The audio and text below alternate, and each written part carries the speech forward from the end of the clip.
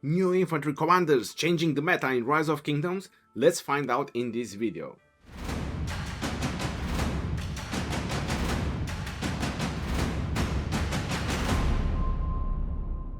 Hello everyone and welcome back to another Rise of Kingdom video. My name is Legend Ronnie and today I'm going to talk about the new commanders that just show up in the commander list in Rise of Kingdoms.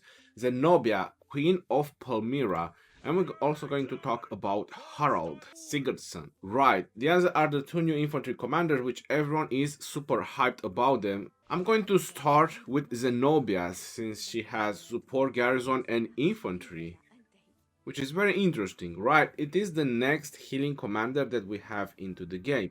Zenobia can be obtained from the Mightiest Governor event, and Harald can be obtained from the wheel. It's very easy, you just click on the plus from the sculptures and it tells you over here the Mightiest Governor. It's same on Harald, going on the plus, received randomly when participating in the Wheel of Fortune event. You only need 10 to summon them. After that you can work with universal sculptures further. Couple more things that we can mention about legendaries, just in case you don't know, probably you're new to the channel, you haven't seen me reviewing commanders before, is about the sculptures and the stars that you need to max legendary. It takes 690 after you summon the commander to max a legendary and approximately 600 stars.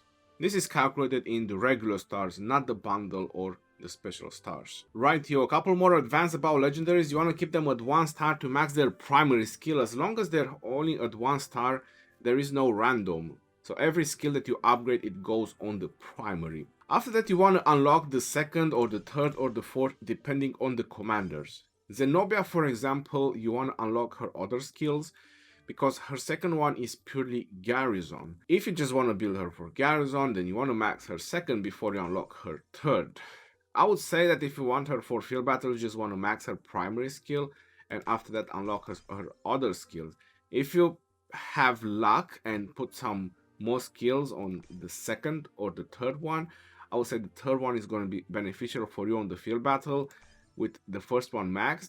But more than that, you want to build her for garrison if you want to do more than that. I would say that just what you need is the primary skill for what people are actually thinking to use her for, and that is putting her as a second to Richard and just having a gazillion of healing, having the ultimate tank healing combo. No more words need saying. Who else should you put Zenobia with? I personally would never use her in garrison. She does have some damage, which might give a lot of utilities, but healing didn't prove to be very worth it in garrison so far. We have Richard, he's a tier 1 commander.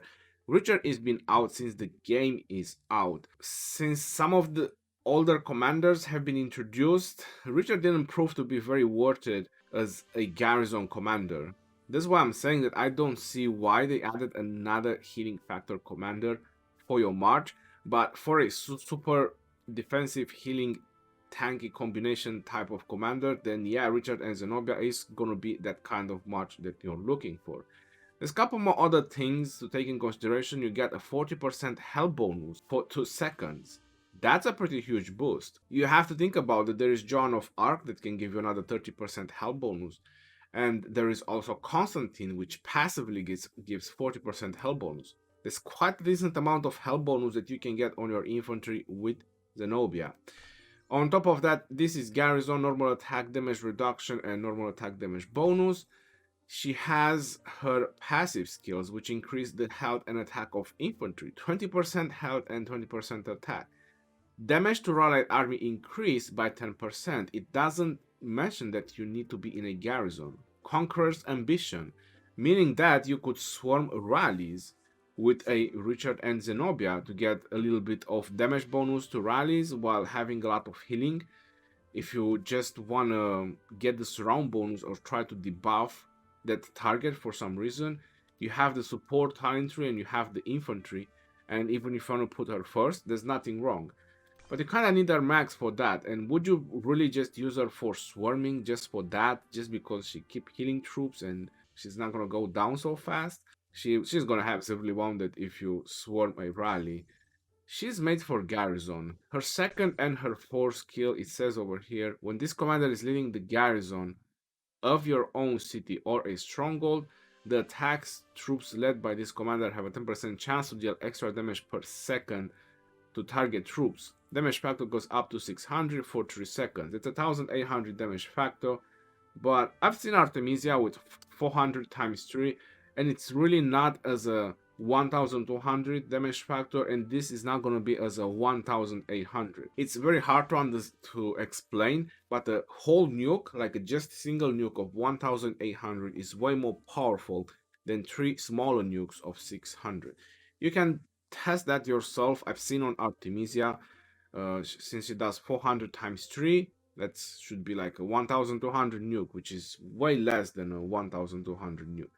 That's just my observation. Maybe I'm wrong. Who knows? And then we get her expertise, which gives 50 health increase for 2 seconds. I would say they should have upped the seconds as well for her expertise, because for field battles, I don't see her worth it more than 5-1-1-1. If you really want a super tanky healing combo, 5-1-1-1, that's all you need on her. If you want to go more than that, you want to expertise her and make her for Garrison for whatever reason. While she is in Garrison, she does 300 healing factor up to 2 target. Again, I find 300 healing factor very low. They should have upped this healing factor to more targets. For example, we have Cleopatra, right? Does 450. If I'm correct, I have a max Cleo. I can go ahead and check right now. On her primary skill, she does 400. My apologies, not 450. Up to 5 targets. Now, come on. I mean, Cleo does that, which is a gathering commander and so on. And a tier 4 legendary new commander that is being introduced, it only does to 1 target. I would say that that's pretty low. The other thing that I want to take in consideration, and this needs to be tested, it says troops healed by this skill gain the same health bonus. Now, my question is just her own march, or is it the other march that gets healed? Because if the other march that gets healed, then Zenobia might just be one of those commanders that you want to bring on the field, right? Because the march that will get targeted when it is in a swarm, that's the one that is going to get the 300 healing, because it might just have the lowest amount of troops remaining or percentage, and giving it like another 40% health bonus, it would just make him last longer or have less heavily wounded. I believe that she might have a lot of utilities, but not gonna be a priority commander. That's my belief. As a Garrison, I just find her useful in Arc. In Arc of Osiris, maybe second to Richard when you want to stall a rally, not when you want to stop a swarm. Has been proven so many times that YSS and Theodora, or YSS and some other type of AoE commanders, work the best when your building is swarm. But for example, for a situation when you want to send your marches for the Ark of Osiris in the middle, and your opponents are most likely just sending a rally, right, with a couple of reinforcements, and you just want to stall that rally for as long as possible, then I believe a Richard and Zenobia in Garrison might have that utility. But you can see already that that's a very small niche, right, where she has a utility. Furthermore, utilities needs to be tested, but I still believe that her utilities might just be pretty low. Counter to Attila Takeda, I mean, let's be serious, we already have plenty of counters for Attila Takeda. Did we really need that? She might be a counter to Harald. You never know. It might be just a thing, adding a super offensive commander and adding the counter with it. That might just be it. A lot of tests needs to be done, but as she looks on the paper, I'm not very hyped about her. Like, not the type of commander that I want expertise. Going on to the other hand, we have Harald Sigurdsson. Enough talk about Zenobia, to be honest. She's alright. Another heal commander, Richard, Zenobia everywhere. The most turtling commander ever created. But now we got Harald Sigurdsson, and oh boy, am I super hyped about this guy? Oh yes, I am. When I've done the first review that we had on their skills, I was like, okay, I mean, this guy is definitely gonna be very OP. And I would say that he will be. I see him as the new Attila for infantry. That's the way I see him. And we're gonna go into details as much as I can. Because first of all, we have the new update on the Lost Kingdom where you no longer get health and defense. you just get 50% attack when you rebuild your fortress. Let's just start with that, right? So you're going to the Lost Kingdom, and the first thing you get is 50% attack, which kind of empowers all the nuking commanders, all the skill damaging commanders, all the heavy hitting commanders, right? Just doing a lot more damage. Going on to his primary skill, his direct damage factor on a single target is 1200. And if it's surrounded, it hits up to 3 targets within a circular area of effect. So WTF to that, he doesn't even need to choose targets, he just hits 3 targets in a circular area. That's pretty awesome. They are introducing this circular area type of commanders pretty often now, considering we had Theodora, now we have Harald, another circular area type of commander. I'm pretty excited about that. And the damage goes up to 1500 if he's surrounded, which is pretty good. If he's not surrounded, 1200. That's quite alright. I mean, we had Leonidas, which was a disappointment with 600, right? At least this guy has 1200. On top of that, after using this skill, troops gain up to 20% damage bonus. Now, I contacted the support in the past commanders, and every time I ask which type of damage is, they said that if it's not mentioned, it's all damage. So I'm expecting that this is gonna be all damage as well, which is pretty sweet, 20% all damage, don't get me wrong. Going on to his second skills. When attacking strongholds and cities, infantry units led by this commander, 10% increased attack, and whenever they take damage, they have a 10% chance to reduce damage by up to 30%. This damage reduction effect can trigger once every 5 seconds. Now my expectation would be that this is gonna be for 2 or 3 seconds. If this damage reduction effect can only trigger once every 5 seconds, I'm expecting this to last for at least 2 to 3 seconds. It's not just for one turn, because they haven't mentioned it. They would have mentioned if it's one turn, but they forgot to write or complete the sentence. Or maybe this is for 5 seconds. I think it will be too OP for 5 seconds. It's most likely 2 or 3 seconds. So I'm sure they will update this.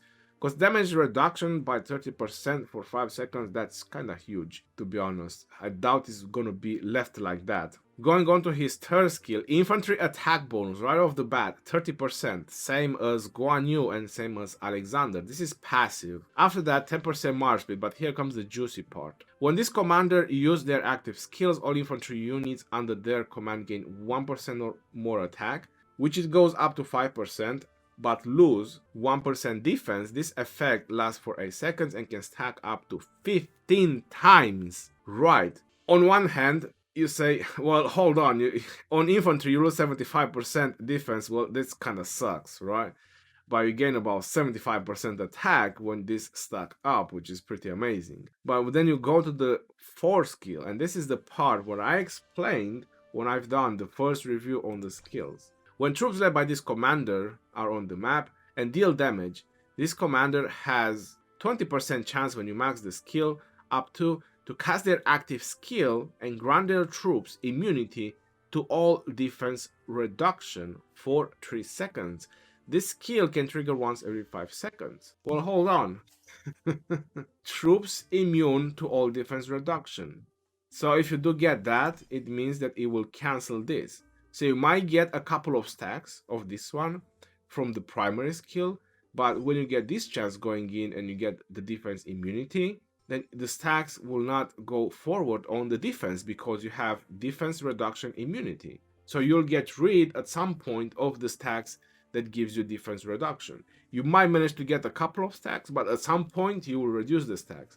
The attack stacks, on the other hand, they'll keep stacking as long as within 8 seconds you keep doing skills, either primary or the fourth. Now the amount of attack that this commander and the amount of all damage that it can do, I think that's pretty impressive and is going to be pretty devastating for anything that is going to swarm him. Going on to his expertise, this just adds more flavor to counterattack damage dealt on the map is increased by 20% if surrounded. The counterattack damage dealt will be further increased. Number of surrounding enemies up to 10. So if it's surrounded 10 times or more than 10 times, it's another 10%. If it's surrounded 2 times, it's another 2%.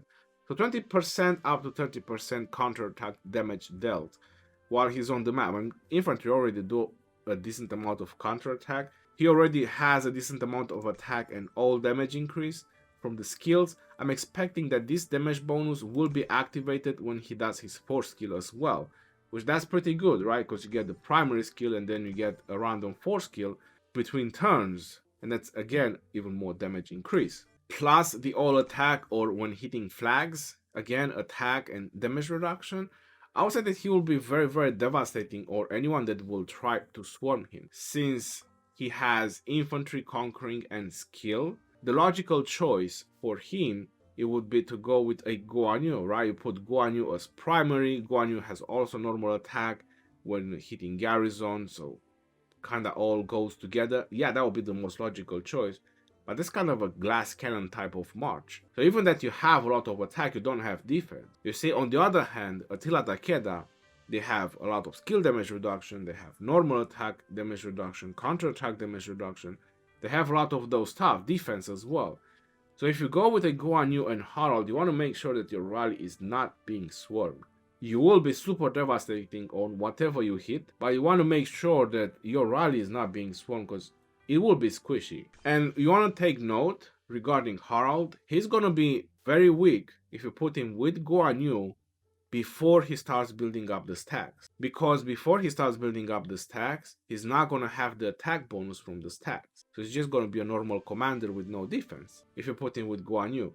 I would say that they will be very vulnerable if you do a heavy swarm right at the beginning, but if they get reinforcements and he managed to stock up his Varangian Guard, he's stocking up the attack and the rally keeps getting reinforcements and topped up, I would say that you will not be able to swarm him anymore once he gets to over 10-12 stacks. So it's going to be a crucial moment if you ever see a rally with Harald that you just want to take him down. That will be my recommendation. You want to take him down fast. You can pair him with Alexander the Great, or you can pair him with Charles Martel. Now, what would be the synergy with Charles Martel or Alexander the Great? I heard someone said with Leonidas. I just don't see the synergy with Leonidas. With Charles Martel, you get another passive 30% counterattack damage. Just like that, right off the bat. Then you get the protection he doesn't have, right? You have an expertise Charles Martel, you get 20% defense and health to your infantry, because he doesn't have any of that. And you also get a freaking shield.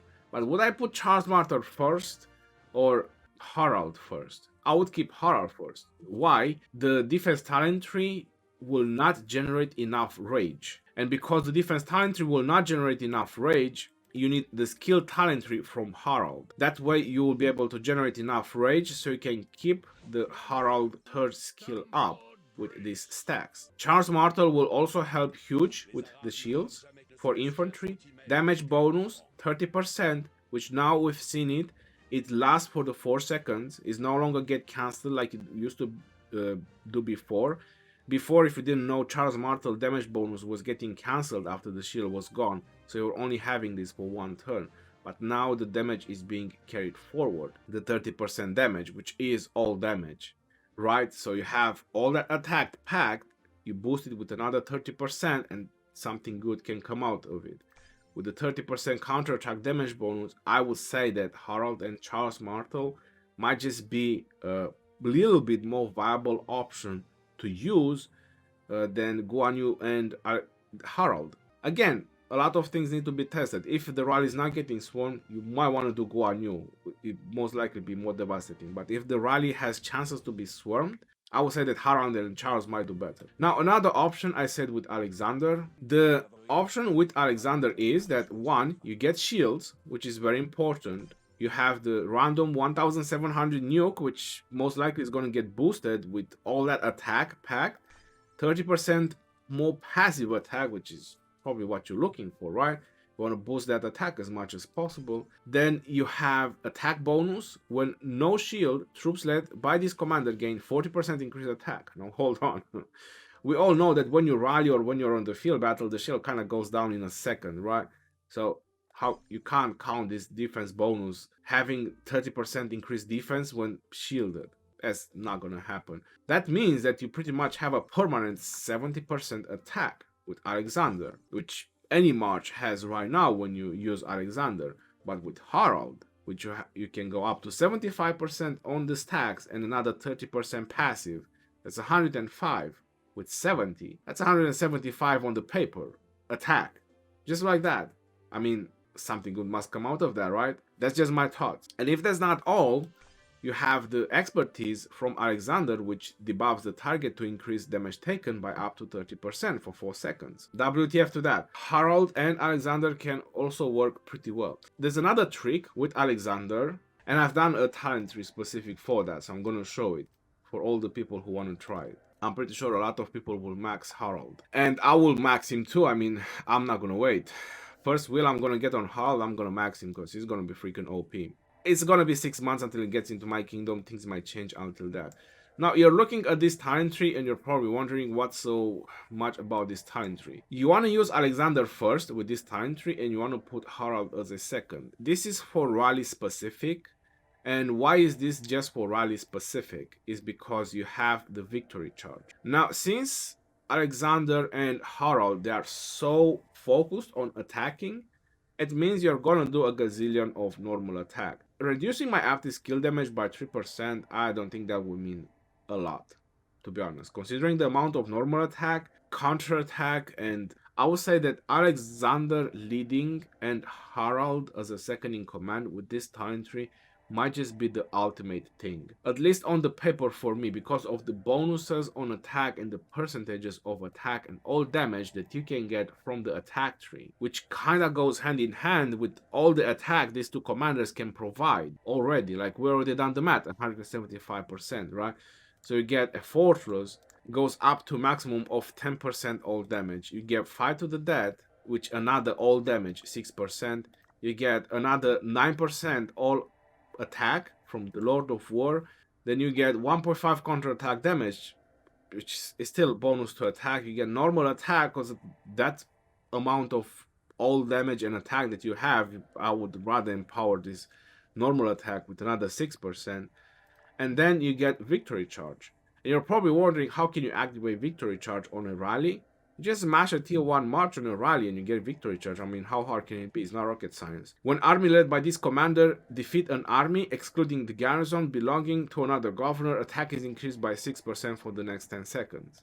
So how much attack can you get with Alexander leading and Harald as a second in command? I think that's a lot. Not to mention that you will use a Joan of Arc to boost this rally. You must use a Joan of Arc because you want the rage restoration to be up on this march so you can stock up Harald. So that's going to be a must-have. Meaning that you probably can't do this rally when the rally can be swarmed. If you don't want to go with the victory charge, then the other option is to just get some attack from versatility, not garrison. My apologies. If you're wondering why not go with the last hand, it's because the last thing you want is to get a 3-second silence and cut off your stacks from Harald. That's gonna be very bad. I mean, I wouldn't do that. I like the last hand, but the problem is you need to keep doing the stacks. If this goes in on a crucial moment when you need a stack or you need a skill from Harald, that's gonna be pretty bad, right?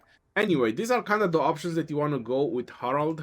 Like I said, Alexander leading with this time 3 victory charge, you smash tier 1 every 8 seconds. Or you can also try, like I mentioned, Harald and Alexander with the skill talent tree leading. Going as a quick talent tree option, which you're most likely wondering, infantry, conquering, and skill. You have Guan Yu. It's very similar to Guan Yu. If you're wondering what talent trees to do on him, I'm gonna have to change it. Then you have this one that you can go with. I'm more into this one if I have to go with Harald. It depends who you're gonna put as a second to Harald, or if you're gonna put Guan Yu first to Harald, you might just not need latent power, or you might just need it. Or you can go with this one with Harald. This is another option. I like this time tree as well. You get some counterattack damage reduction, a little bit of defense. To find a time tree to use entrench, I don't think you'll find one. If I would have to go with Harald, since he's so crucial on stacking those stacks, I would go with Feral Nature. I would get any bit of rage I can on this guy. And most likely you have to drop latent power to get one more point in Iron Spear and one more point in defense. And if you're wondering about Zenobia as support, garrison, and infantry, you have Constantine. So as talent trees, or if you want to look on my Discord where I have the talent trees, you just simply check Constantine. This is my Constantine infantry talent, because that's kind of the best thing that you can get from the infantry, and after that you have the support. And you notice over here you even have the counterattack if you're going to use Zenobia first.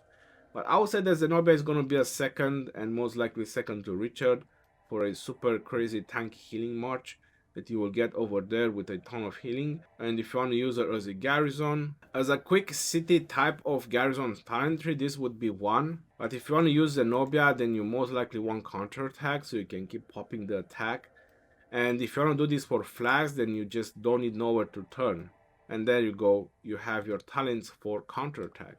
If you want to do this for a flag situation, and this one is for a flag situation or any other situation that is not your city, and can work for Zenobia as well. Another interesting combination might just be with YSG as well, since YSG is so universal, but I don't think so. I'll be very honest. I would say that he is kind of made to work with the infantry, and he needs to work with the infantry. I think the time of using this mixture of combinations and just trying to find utilities for YSG, which already has plenty, or many other commanders like Julius Caesar or whatever people are thinking, Frederick or Mehmet or whatever, I think those times of are gone. My honest opinion.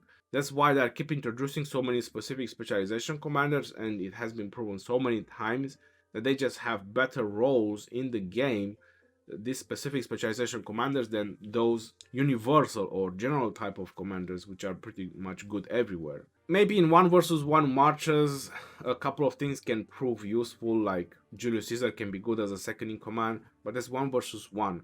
For field battles, I'll most likely pair him with some specific specialization commanders, since there is so many out there right now and so many legendaries to pick from. Probably wondering, Sun Tzu, well, come on, I mean, this is the 8, 7 and 8 legendary commander that is out there. If you're still asking for pairings with epics, I mean, you're doing something wrong, or something terribly wrong into the game.